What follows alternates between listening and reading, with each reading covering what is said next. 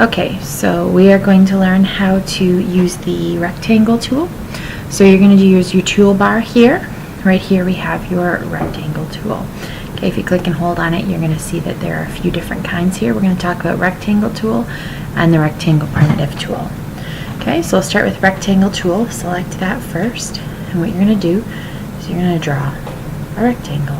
Okay, so it's pretty straightforward. Over in the properties panel, you can see that the stroke is the purple and the fill is the pink. Let me go before we go any further, just make sure that the background here is not dark like this background. If it looks like this, then you need to take that off. So make sure it's light like this, okay? What that does is it allows us to separate the fill from the stroke, okay? I'm going to Control Z, undo that. So it gives us some more flexibility. It also allows us to do some different things like manipulating these a little bit of a different way. So if we double click this, okay, that will allow you to move the whole entire thing like this, right? If you just click it once, then you're just going to move certain things, okay? So make sure that if you want to move the whole thing, you double click it and then you can move it. Okay, so as you saw before, what happens is when we get really close, that you get a little arc at the bottom. This is neat because you can actually stretch out the corners, do whatever you want with that shape. Okay. If you go to the corners, I'm going to show you Control Z to undo. You can actually make it go like this as well. Okay. And then you can take these out if you want. You can make whatever shape you want, which is really cool. And that's because we were on that setting up here when I click on here of this without the gray background. If we weren't, then we wouldn't be able to do all this. Okay, so I'm going to get rid of this. Remember, double click it to get the whole thing. All right, going to do another triangle. Oops, I need to choose the rectangle first and call it a rectangle, not a triangle. I might mix those up, just deal with it. Alright, so stroke is purple, fill is pink. We can change the fill to whatever we want. Let's pick a nice blue. Now it hasn't done anything because I didn't double click it. So I'm going to go here, I'm going to double click it, and then I'm going to change the fill to that blue. Okay, I'm going to change the stroke to a nice green. We have a beautiful rectangle. Okay, so again, double click it. You can change the width of the stroke.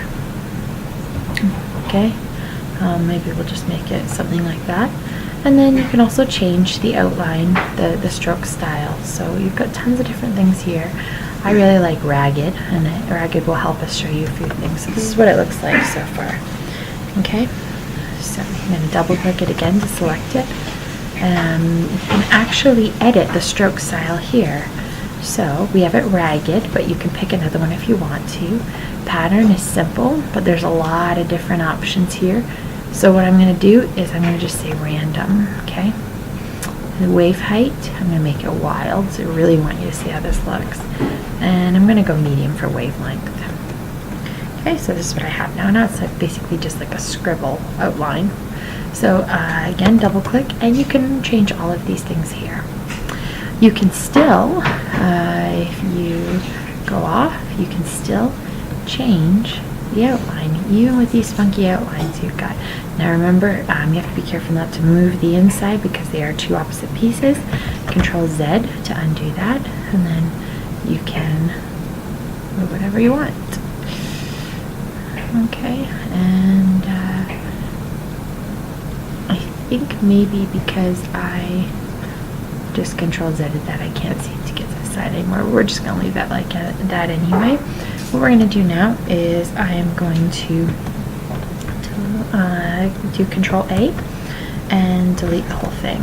I'm going to draw you 3 rectangles now, show you a couple things. So you can align these like this. Okay, oh, I forgot to do Control A, or click and dragging the whole thing. So you can line them. Okay, so it's aligning to stage. It doesn't have to be to the stage, it can be somewhere else. You can line them to the other side if you want to. Yeah, let's do it this way. Okay, so you can put them wherever you want. You can match the size so that they're all the same width, and you take them down a little bit. You can match the height. You gotta play around with this. It can be a little bit crazy sometimes. So remember your Control Z, and then you've got all of these different space, evenly vertical, evenly horizontal. So it's up to you. You can do whatever you want with them, but this will help you a little bit. Okay, transform panel is back here, and this is where you can rotate them if you want to, or skew them. It's up to you, but you can do a lot with them. Okay, so before we finish this, I am going to show you the rectangle primitive tool. So the primitive tool, I'm going to make it a different color so that you know the difference between the rectangles that I'm drawing. And do something like this. Okay, so I'm going to draw my rectangle. Okay, and I'm going to put back normal stroke style so that you can see what I'm doing here. Now the cool part is that you can actually round out your corners like this, or you can invert your corners like this. Okay, so you've got some cool options for that.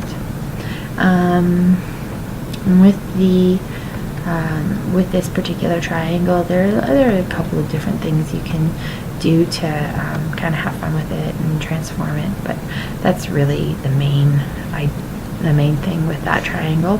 The last thing I want you to know about is if you press shift and then drag, oops, that didn't work at all. Let's try that one more time. I'm going to go on to not my rectangle primitive, but my rectangle tool, and press shift and click. I'm going to create a perfect square. Okay, so you really just have to be careful in this mode without that gray in the background there, because if you overlap any of your shapes, then what ends up happening is they erase each other. Okay. Oops. Control Z.